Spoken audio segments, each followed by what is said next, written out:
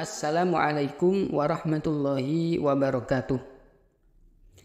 Setelah berjalannya masa khalwah, yaitu ketika Rasulullah SAW tinggal di Gua Hira di bulan Ramadan selama 26 hari, tepatnya pada malam ke-27 menjelang subuh, Allah Subhanahu wa Ta'ala mendatangkan kepada Nabi sosok manusia yang tiba-tiba muncul, yang tadinya suasana sangat sunyi sekali. Nabi ada di puncak gunung, berarti siapapun yang naik akan kelihatan.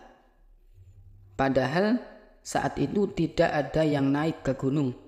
Tiba-tiba orang itu datang, tidak seperti menaiki gunung. Dia datang kepada Nabi mengenakan baju putih, kemudian langsung berbicara dengan Nabi.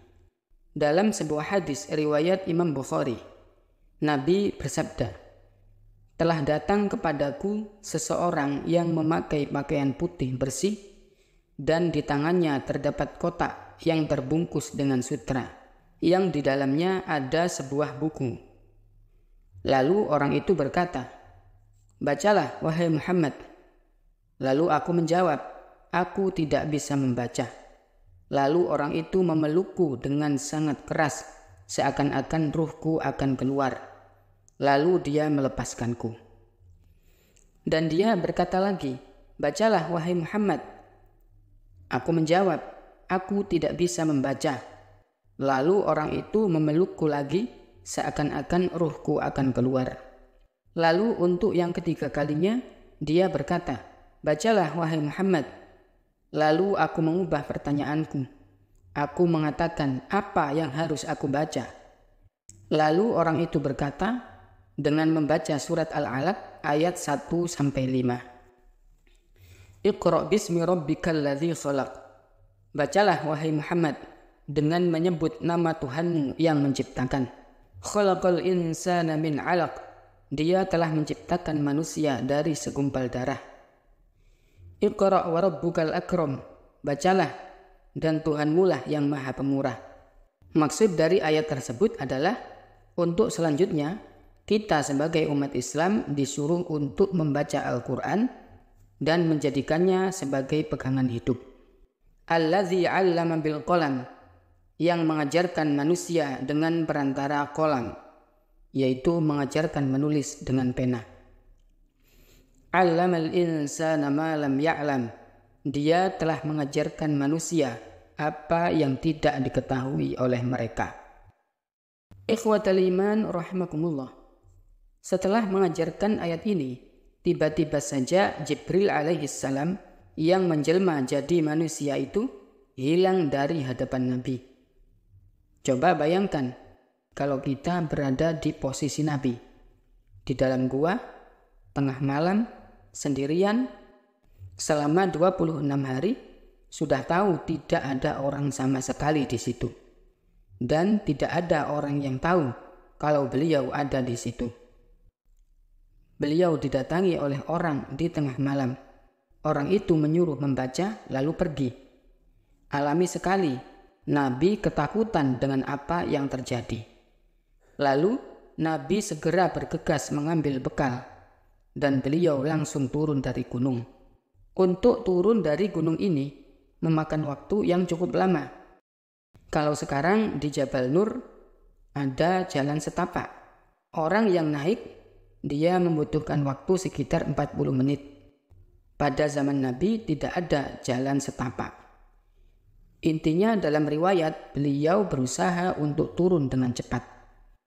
Waktu itu langit sudah mulai agak cerah, seperti waktu ketika kita habis salat subuh.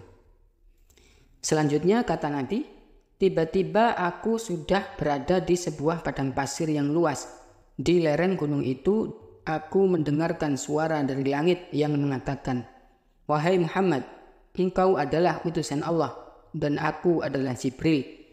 Wahai Muhammad, engkau adalah utusan Allah, dan aku adalah Jibril. Wahai Muhammad, engkau adalah utusan Allah, dan aku adalah Jibril." Kata Nabi dalam hadis Bukhari, "Aku mengangkat kepalaku ke langit, dan aku melihat seluruh langit timurnya, baratnya, utaranya, selatannya, semua dipenuhi dengan postur malaikat Jibril. Dan Jibril Allah karuniai 600 ekor sayap, yang kalau satu sayap saja dikebaskan ke bumi, maka bumi ini akan hancur. Setelah itu Jibril menghilang. Nabi bertambah ketakutan dan beliau pun pulang ke rumah. Ikhwatal iman rahimakumullah. Nabi telah melihat malaikat Jibril dalam bentuk aslinya sebagai malaikat sebanyak 2 kali. Selebihnya beliau bertemu dengan Jibril dalam bentuk jelmaan manusia. Seringkali Jibril menjelma menjadi sahabat Nabi yang bernama Dihyah Al-Kalbi radhiyallahu anhu. Nabi melihat malaikat Jibril yang pertama, yaitu ketika menerima wahyu ini, beliau melihat postur malaikat Jibril yang asli. Dan yang kedua adalah pada saat Isra Mi'raj. Allah Subhanahu wa taala berfirman dalam surat An-Najm 1-18. A'udzubillahi minasyaitonir rajim. Wan najmi idza hawa. Demi bintang ketika terbenam. Ma dhalla sahibukum wa ma ghawa. Kawanmu Muhammad tidak sesat dan tidak keliru. Wa ma yantiqu 'anil hawa, dan yang diucapkannya itu bukanlah menurut keinginannya. In huwa illa wahyu yuha. Tidak lain Al-Quran itu adalah wahyu yang diwahyukan kepadanya. 'Allamahu syadidul quwa, yang diajarkan kepadanya oleh malaikat Jibril yang sangat kuat. Dzu mirratin fastawa, yang mempunyai rupa yang indah. Maka Jibril itu menampakkan diri dengan rupa yang asli, rupa yang bagus dan perkasa. Wa huwa bil ufuqil a'la, sedangkan dia berada di ufuk yang tinggi. Tsumma dana fatadalla, kemudian dia mendekat kepada Nabi Muhammad, lalu bertambah dekat. Fakana qaba qausaini aw adna, sehingga jaraknya sekitar 2 busur panah atau lebih dekat lagi. Fa'auha ila abdihi ma auha, lalu disampaikan wahyu kepadanya apa yang telah diwahyukan.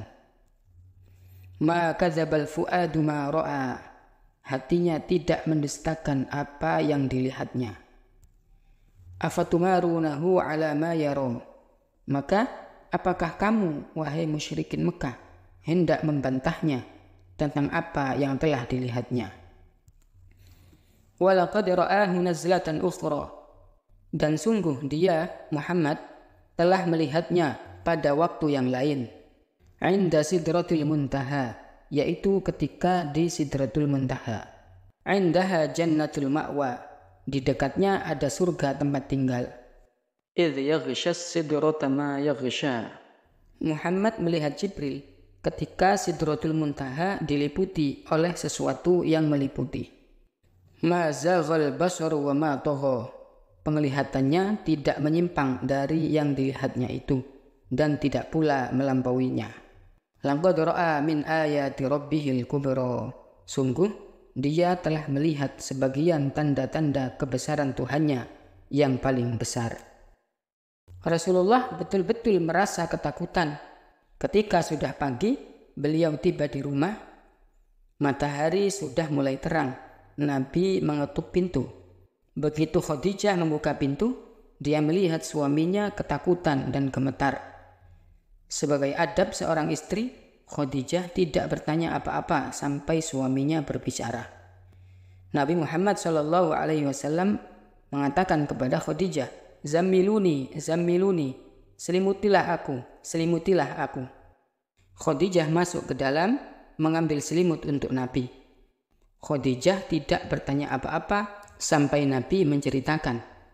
Dan Nabi bercerita, ketika aku di Gua Hira, ada seseorang yang berbaju putih berbicara kepadaku, memelukku, dan menyuruhku untuk membaca 5 kalimat ini. Dibacakanlah surat Al-Alaq 1-5. Dia mengatakan, kalau aku adalah utusan Allah dan dia adalah Jibril. Dan aku tidak tahu siapa itu Jibril. Ketika suaminya dalam kondisi ketakutan, Khadijah berkata, wahai suamiku, apakah engkau mengira engkau telah ditimpa suatu yang buruk? itu tidak akan terjadi kepadamu. Demi Allah, tidak mungkin kau ditimpa itu, karena sesungguhnya kamu adalah orang yang baik. Khadijah mengatakan, wahai suamiku, janganlah engkau khawatir. Aku memiliki seorang sepupu yang bernama Waraqah bin Naufal. Mungkin dia punya informasi. Ayo kita ke sana. Kemudian Nabi bercerita panjang lebar tentang kejadian yang dialami beliau. Waraqah bin Naufal pun menyimak setiap peristiwa yang diceritakan oleh Nabi. Setelah itu Waraqah berkata, Allahu Akbar, yang datang kepadamu adalah Namus al-Akbar yang telah bertemu dengan Nabi Musa. Saya berharap bila saya masih hidup saat engkau resmi diutus oleh Allah, maksudnya saat datang lagi wahyu dan Nabi diperintahkan untuk berdakwah, kata Waraqah bin Naufal, kalau saya masih hidup nanti di saat engkau diutus, pastilah aku akan menjadi penolongmu. Saat engkau diperangi dan dikeluarkan dari Mekah oleh kaummu. Nabi Muhammad SAW heran dan bertanya kepada Waraqah, apakah mereka akan mengusirku? Padahal sekarang jelas-jelas Nabi itu dicintai oleh masyarakat Mekah. Bahkan Nabi dikasih julukan Al-Amin. Maka Waraqah bin Naufal berkata, sesungguhnya ketahuilah Muhammad, tidak ada orang yang diutus seperti kamu, kecuali dia akan diperangi oleh kaumnya yang ingkar, dan pasti dia akan dikeluarkan dari tempat tinggalnya. Kemudian Nabi pulang dan menenangkan dirinya. Setelah itu wahyu terputus selama 6 bulan, dan menurut pendapat yang paling kuat, Waraqah bin Naufal ini meninggal di fase 6 bulan itu. Dan kata Nabi, saya diperlihatkan oleh Allah Waraqah bin Naufal masuk surga. Karena dia sudah mengikrarkan, kalau nanti saya masih hidup, saya menjadi orang pertama yang beriman, dan saya akan selalu membelamu. Gara-gara niat dan ikrar itu, Allah memasukkan Waraqah bin Naufal ke dalam surga. Wallahu a'lam bishawab.